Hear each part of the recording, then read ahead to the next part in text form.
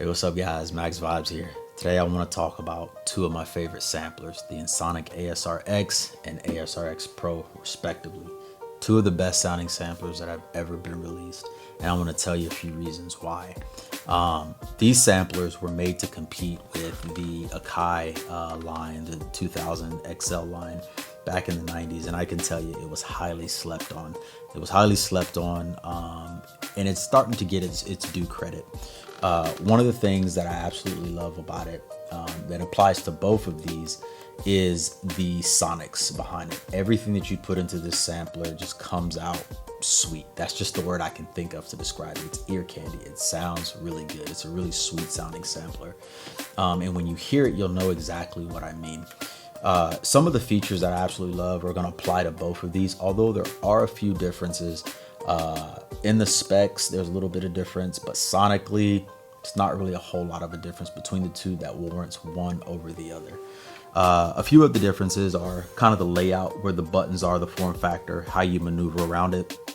Another thing is the operating system. This one right here can be upgraded with floppy disk, or it can be upgraded, via the externals here, all the way up to 3.20, which gives you a little bit more stable sequencer, works out some bugs. It also gives you an explode feature, which is basically like an auto chop across the pads of your samples.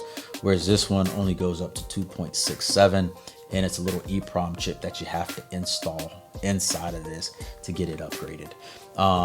Now, again, those are a few differences, few of the limitations, as well as this one comes stock with a SCSI, and this one you have to get the SCSI on it if you don't have the expanded version, which this one is expanded with the 8 outputs, the custom version that I made myself. And then this one right here came with the SCSI, and I had the 8 outs already installed on it. What I can also tell you is the way that this thing chops samples is so much fun. Like, minus in any of the auto chop features, getting inside of here and just chopping samples and doing everything by the numbers. There's no waveforms, you're using your ears, but it's just so intuitive once you start working with it. Chopping's a lot of fun. It's very similar to how you would chop on, say, the ASR-10 or the EPS-16. Another thing that I love about it is the effects, right? Especially on both of these. A lot of people use these just for internal effects, and they're some of the best I've ever heard. And you use it as an effects box, or you can resample, you can do whatever you need to do, but the effects in this thing are awesome. It's also got a slot in here where you can expand it with these sound cards.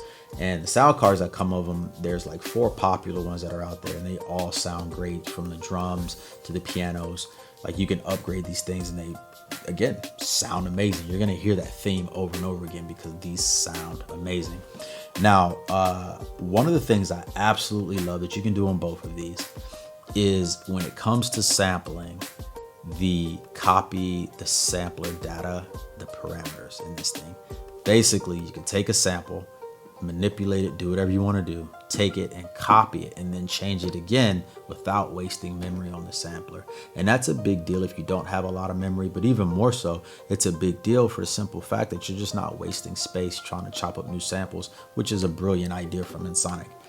A few of the drawbacks, which are drawbacks depending on how your machine is the infamous encoders. These things are notorious for becoming jumpy, bouncing all around, which can make it really frustrating to use, which is why I've upgraded these encoders to a little bit one that has a little bit more give, or excuse me, a little bit more resistance in these, and they're just overall better built.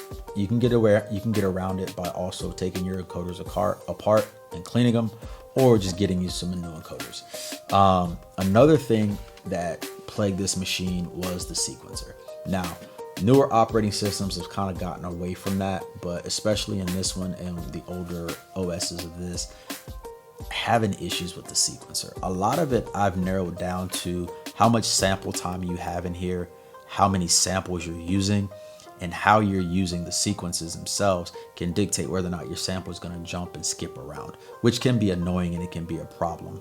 Now, don't get it wrong, this sampler is got some swing on it, and it sounds really good when it comes to sequencing. The problem is sometimes you do get that lag, or you get a little bit of a jump in there, which can kind of throw your groove off a little bit. So to get around that, I'm either just very mindful of my sampling, or I just use the external MIDI, like a MPC 3000 or something like that, to get around that. Pair them up, best of both worlds. Another thing that I can say was part of the downfall of this thing was kind of how it was rolled out. It felt like it wasn't quite complete. Like there were still some things they needed to tighten up. And this was around a time when Emu and Ensoniq got rolled under the same roof. And you can see that in the MP7 from Emu. They share a lot of similarities, like from the buttons and the knobs and the pads and stuff like that. You can see that there's a lot of similarities there. But I don't think that this thing got the love that it needed to get to compete with the MPC 2000. And it was kind of looked at as the alternative to that, especially in price wise and just what you were getting. But I'll tell you, this thing is highly slept on. One of the best samplers ever created. That if Emu and Ensoniq, when they combined, had gotten this thing right, man, it would have dominated the sampler drum machine market. Now, if they were to come out and try to do it again, I think we would definitely be in for something. But all in all, if you can get your hands on one of these things, I say do it. Whether it's the ASR-X or the ASR-X Pro. Again, this one is my custom one. This is not how the black one looks. This one is all blacked out. But, you know, you'll see it's got like black, purple, and yellow and stuff like that. But absolutely amazing sampler. I love what Ensoniq's done. If you've used an ASR-10 or an EPS, you'll be right at home. It's not very difficult to figure it out. You just got to learn where everything's laid out, and you'll be ready to roll. If you haven't used these samplers before, if you haven't used a hardware sampler before, it takes a little bit getting used to, but once you get a hang of it, this thing is a lot of fun. The way I create when I'm using this machine is different than any other machine, which is why I use them. And even, this is gonna sound weird, but even just how they look puts me in a different mood, which is why I have them both. Because again, you're in a different mindset. I create differently on this one than I do on this one. Like I said, it sounds strange, but you can never, ever really kind of corner what charge your creative process. So with that being said, thank you guys for tuning in. Again, this is one of my favorite samplers here. Hopefully you can get your hands on it. If you do have your hands on it, I'm sure you share a lot of the same sentiments that I have. So with that being said, thanks for tuning in. I'm Max Vibes, and